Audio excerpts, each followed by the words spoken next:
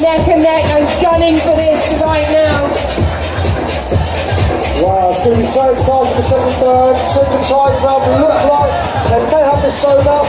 We've still got plenty of people in the water, plenty of people out on the mud course. We're going to see Normal, fantastic Accenture, Big Sea Challenge, Canary Wharf, 2018. What a brilliant event so far.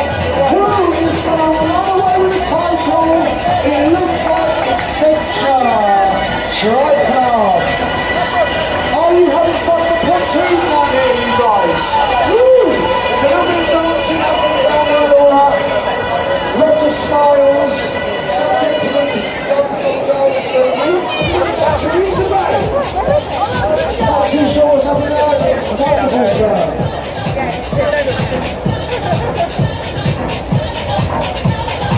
Well, I've got Ben and India here, and we're just watching, of course, the final athlete in each team go. How important is it to put your strongest athlete, your strongest male athlete, triathlete, at the accolade?